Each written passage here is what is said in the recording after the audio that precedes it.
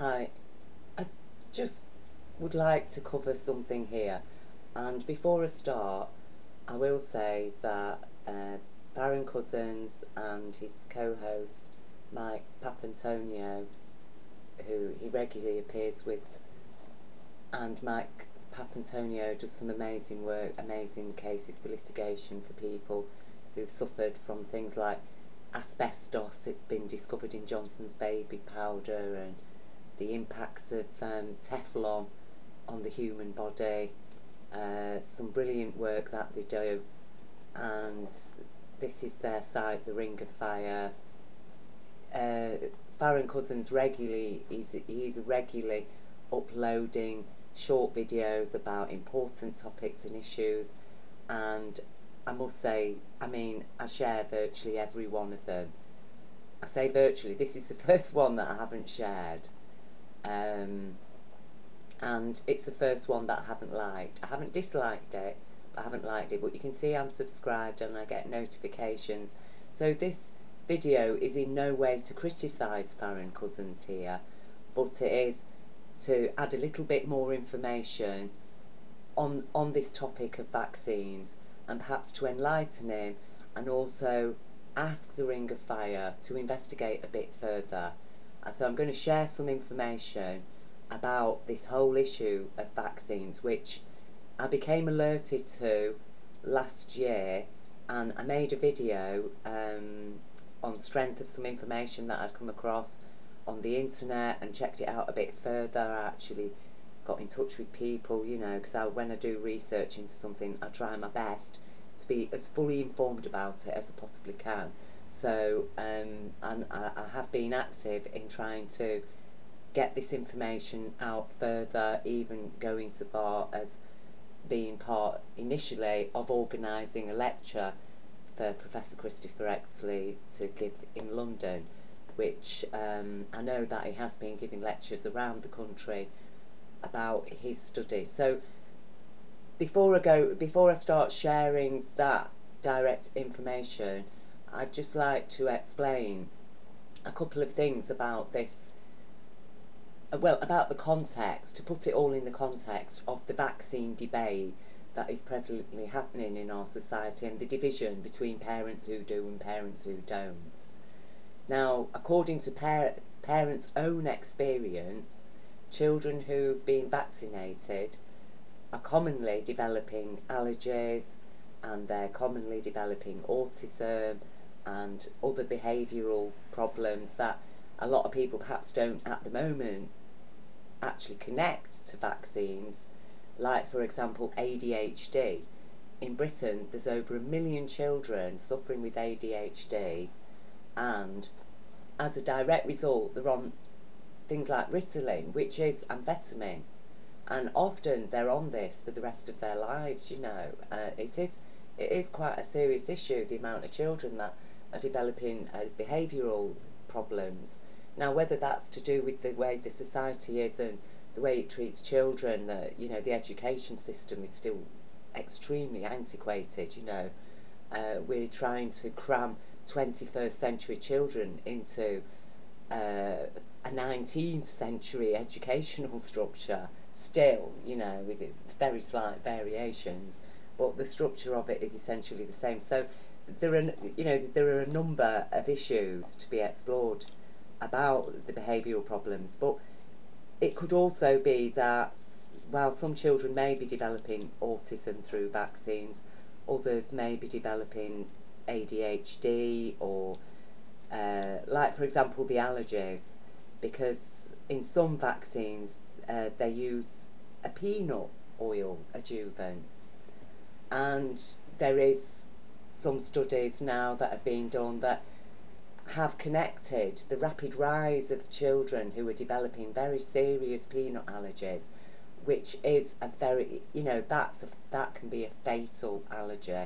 Even just a trace of peanut can kill a child, and there are so many children having to walk around with EpiPens all the time now. And I think it was in the 1970s that the vaccine industry suddenly realised that there was this correlation between allergies and the vaccines. And so they developed this aluminium-adjuvant, or aluminum as Americans call it. In Britain we say aluminium. Excuse me. That they developed this, that they said would cut down the levels of allergy as a result of the vaccine, because, like for example with the peanut oil, that is still used in some vaccines. It is quite a serious thing, because normally, not in any circumstance would peanut oil be injected into the bloodstream. You know, peanut oil would never enter the bloodstream, so it's a totally alien substance. And when you've got a pathogen in that as well that's attacking the body, attacking the immune system, then obviously later on in life, anything that's got a bit of anything to do with peanut, the body's going to react very strongly to it, because as far as the body concerned, that peanut substance contains a serious pathogen, you see. And so it seems that that's what's triggering the peanut allergy. And there's all other things that also are included in these vaccines.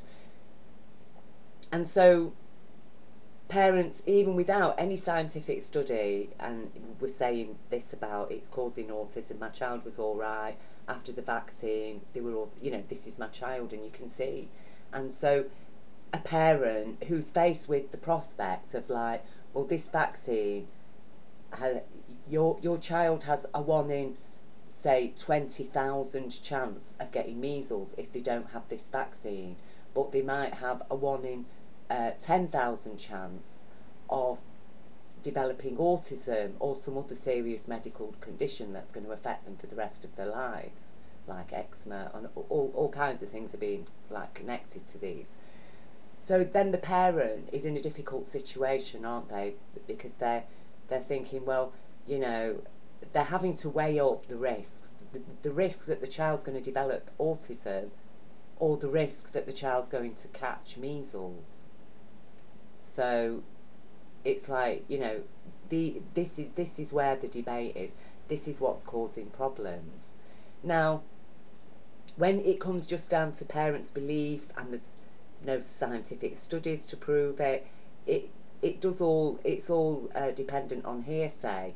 And then on the other side, so you've got parents' experiences, their lived experience, as and then standing against that, a whole pharmaceutical industry that's earning billions, telling people that no, these vaccines are perfectly safe. It's only a tiny amount of aluminium that's being used, well below the safety standards. So, you know, you've really got nothing to worry about, and you people, I'm sorry, you're barking up the wrong tree. It isn't the vaccines that is causing, or it isn't the vaccines that is causing autism. Now, and this is what I would really like you to look into this, Farron Cousins. Professor Christopher Exley, he is a scientific researcher based at Keele University. I think he lectures there as well.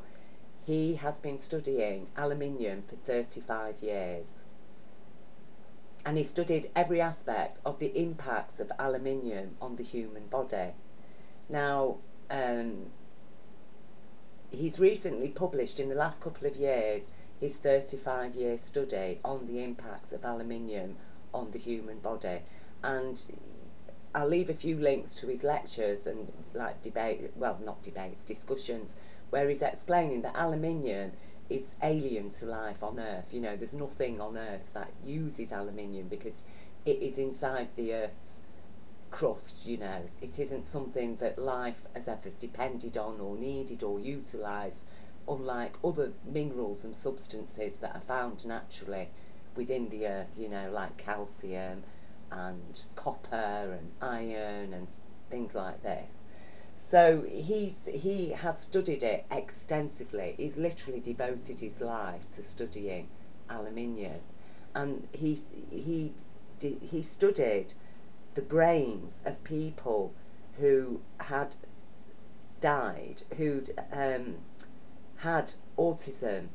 You see, people, obviously they've not died of autism, but people who had autism who've died, and he's studied brain tissue from those people, and he's discovered a high amount of aluminium in in their brains, okay, and you know, people of all ages, of like whatever, young and old, that have died, and so he has, through his studies, realised that aluminium does cause. There is a very strong link between autism and aluminium in the brain. So then he was trying to find out, well, how has this aluminium got into the brain, you see? And it turns out that the aluminium-adjuvant that's in vaccines, that has been in vaccines since the 1970s, um, when it's injected into the human body with the pathogen, and then because it's a pathogen and it's attacking the immune system, it goes up into the lymph nodes. The lymph nodes start attacking it, but then the aluminium gets through into the brain, you see. Now, but it's a very small amount. Now, the French studies by top French researchers and scientists, they they started studying, well, how is it that this very tiny amounts of aluminium getting into the human body, how can they cause such damage when you know, it is well below the levels of danger as far as what amount one can ingest or absorb of aluminium. Well, it turns out, so if, say, for example, a very high dose of aluminium adjuvant was injected into the body, what the French discovered is that it produces these things called granules. And these are like little swellings that actually prevent the aluminium getting through. The body instantly protects itself and totally rejects the aluminium. None of that aluminium ever gets up into the lymph nodes, you see. But because it's only a little tiny bit of aluminium, the body doesn't produce these granules, and that means that the pathogen with the aluminium adjuvant gets up into the lymph nodes, and from there the aluminium gets carried to the brain, you see, where it can cause all kinds of problems. Like I say, Professor Exley's connected it directly to autism, and but that might be the result in some children. It depends where it lands in the brain, really, doesn't it? Whether it causes behavioural problems or other learning difficulties, we don't really know. But his study has been specifically to autism, and the French study perfectly supports his study, the results of his study, in the sense they have explained as to how this aluminium can end up in the brain from vaccines. Now, perhaps if children were just having the one or two vaccines that children used to have years ago, like when I was a child, babies used to have a couple of vaccines, and then other vaccines weren't given until we were children at school, you see. But now children are having a huge amount of vaccines. I think it's up to 16 vaccines or perhaps more that are given to babies, before children even get to school age. They're bombarded with these vaccines, and every single one of them carrying this aluminium adjuvant or the peanut oil adjuvant, you see, and the aluminium is entering into children's brains, into the developing brain. So then parents are suddenly noticing we've got this huge increase in the amount of children that are being diagnosed autistic, and parents have noticed that the child was perfectly fine and healthy. They had their vaccines. Suddenly they've got an autistic child. I mean, it's literally overnight. Now, Professor Christopher Exley's study, his 35-year study, really confirms their experience scientifically, and as do the French explain that, yes, it's very small amounts, but these very small amounts are travelling directly to the brain, precisely because they're very small amounts. It's a very small amount, and obviously you can't put a large amount in for the body to develop these the granules, because then the pathogen isn't going to get to the lymph nodes in order for the body to fight that pathogen and then thereafter have antibodies against whichever disease it is they're being injected against, you see. So I was very disturbed when I read Professor Christopher Exley's research, which he published, his 35-year study, like I say, a couple of years ago now. And he writes a blog, and he does explain in his blog that he was very, very surprised because in Britain, I don't know what it's like in America, but in Britain usually when there's research done to the degree of somebody like Professor Exley, and it's such a long study, you know, a 35-year long study, usually it's published, all the papers talk about it, the newspapers, the BBC discuss it, it's that kind, it gets that kind of treatment in Britain. And so Professor Exley was very surprised that none of the mainstream media at all were interested in the results of his 35-year-old study, his 35-year study, you see. Nobody was interested in it. And instead, he received death threats. He received death threats. So that was very alarming because he isn't somebody that set out to prove vaccines cause autism. He discovered the relationship between the aluminium-adjuvant in vaccines and autism just through his study of aluminium, you see. That was something that he discovered along the way. It wasn't something he was trying to prove. He wasn't trying to prove that vaccines are dangerous when he started his study on the impacts of aluminium. And as I say, the French studies have now explained exactly how this can happen. And so the debate really shouldn't be focused on whether or not one should vaccinate the child. The debate should be about what is in the vaccines and how promptly is the pharmaceutical industry going to respond to new knowledge, to new information, to new understanding. How long is it? Are they going to put their profits before the health and safety of children? And when it comes to babies and children, really it ought to be immediate, you know.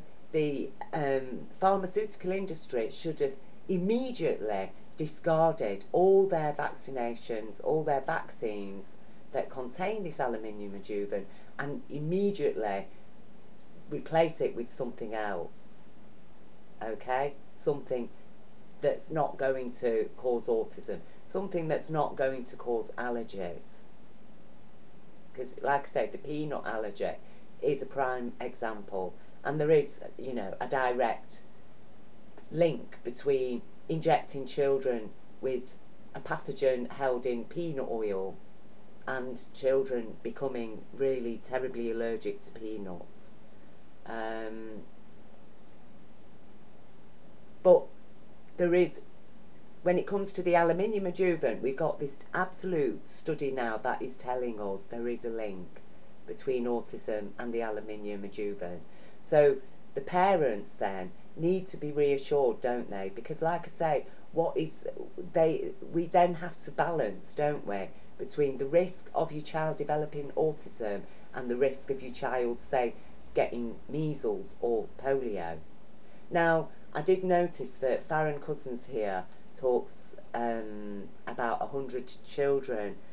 Sorry, no, this was in another report. I think it was on Democracy Now! We're talking about how 100 children in a state in America had developed measles, and now they're talking about forcing parents to vaccinate their children, and because these people are bringing back these diseases and they're putting everybody at risk.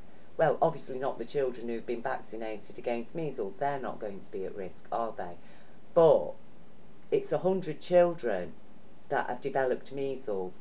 Now, how many children are developing, because they've been vaccinated, how many children are developing autism and other illnesses directly through the vaccines, you see? And this is what I mean. it's all very well for people on the outside to be casting judgment, but when you're a parent, you've got your precious little child there, and you're looking at the information that's out there. Which way are you going to go?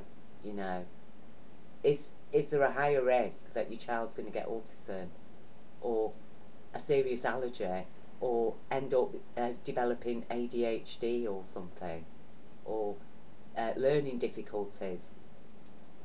So now we have this, now we understand, as I say, Professor Christopher Exley, he's a very highly respected scientist, researcher.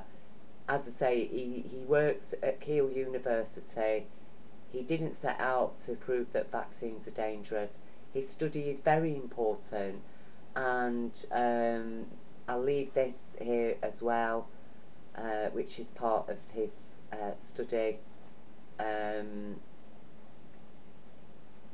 It's very important that this debate is opened up now, because I'm sorry, when it comes to children's health and safety, the pharmaceutical industry needs to totally reevaluate their vaccines, and it does need to be done promptly.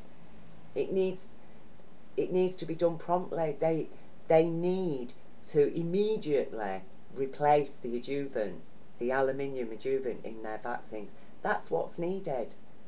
And then more parents will be likely to vaccinate their children, you see, because I'm not against vaccines per se. I know vaccines work, but at the same time as protecting children from a disease, the vaccine should not be putting them at risk or actually causing a lifelong disability in a child, because we're trying to protect them from a chance in how many that they're going to get this disease and be seriously ill. I mean, measles is a very serious illness. It leaves people blind, deaf, or kills. It can, you know, children die from measles. So it can be a very debilitating childhood illness. But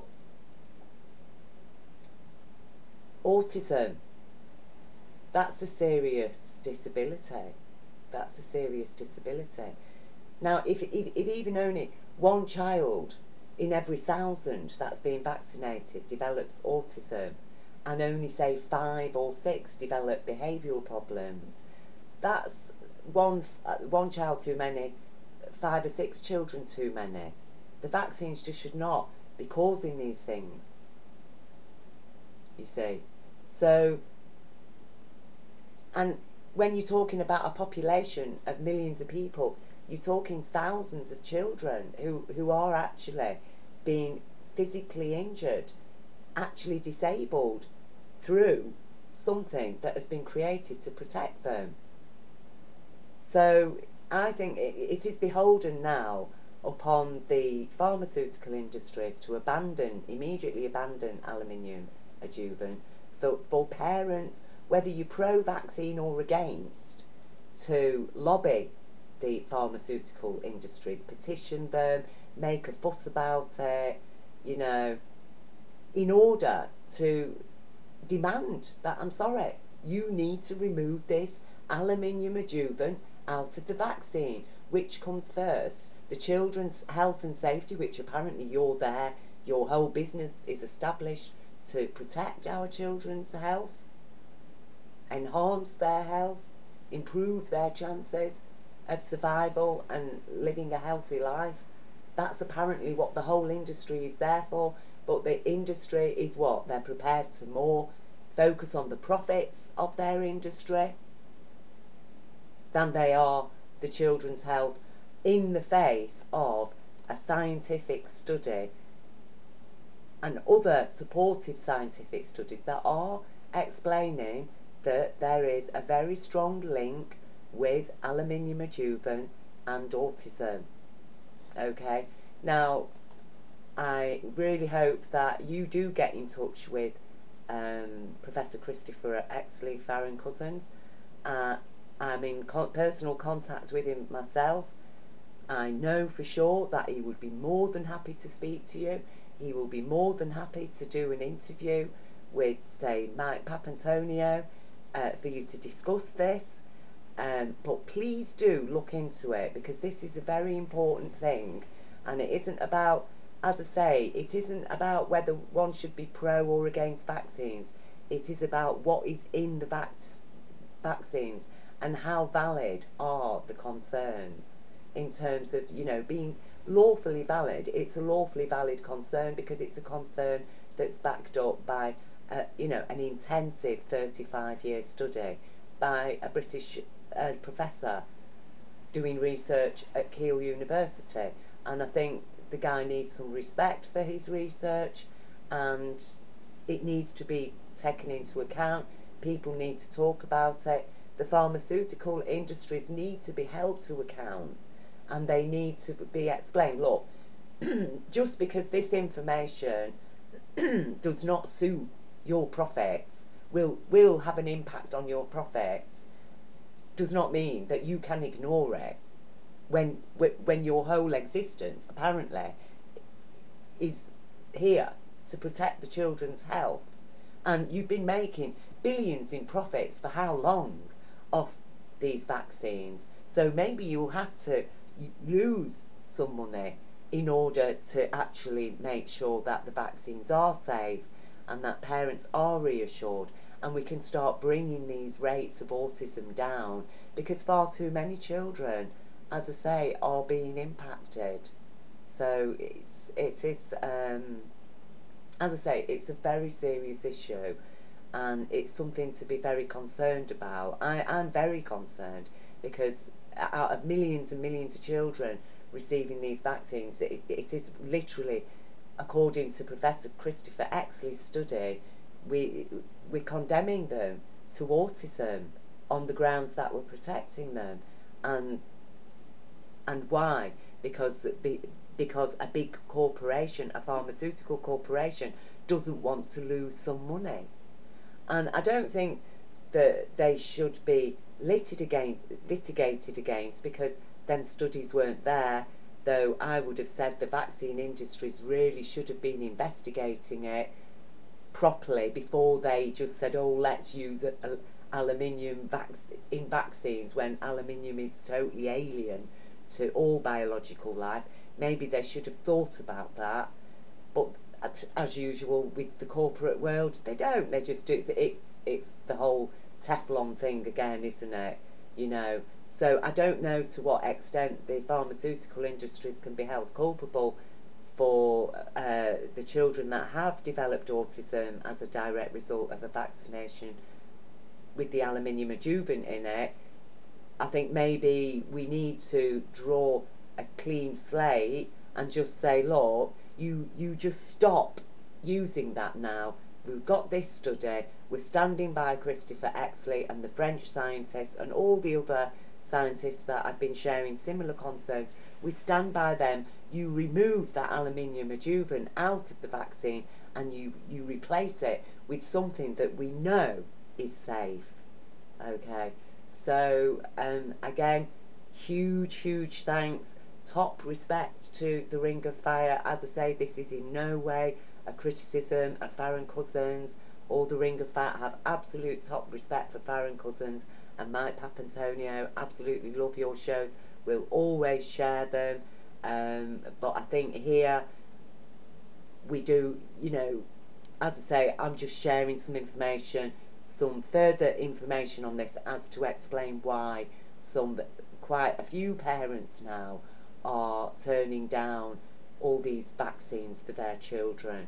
And these big pharma, we need to hold them to account, because obviously the media aren't going to do it, because, as I say, the media absolutely ignored Professor Exley's 35-year study, when normally in Britain such a study would have received top news coverage. It would have been discussed even on the BBC. It really would have been news. And so we know the media aren't going to be sharing this information, this intelligence, and we are an intelligent species. We need to live by intelligence. I think if an intelligent species that our that's our prime function on this planet, isn't it? That's our unique feature as a life force on this planet, is our intelligence. If we aren't going to live by that intelligence, then we are living ignorantly, we're living stupidly, and we will suffer as a result. And it's always the innocent and the most vulnerable that suffer the worst. So I hope that you hear this, and as I say, do get in touch with Professor Christopher Exley at Keele University, UK. He will be more than delighted to appear on your show and to discuss this with you or send you any information. And to the people out there listening to this video, you too share the information and write to your MPs or uh, arrange discussions about it online or in your communities. Professor Christopher Exley is happy to make appearances and give public lectures about his study and the importance of it. So, you know, it is up to us to act on the information, isn't it? So thank you again to everybody for listening. I hope it's enlightened you. I hope that the information is taken seriously, and that it does lead to safer vaccines for our children. So big love and God bless to everybody.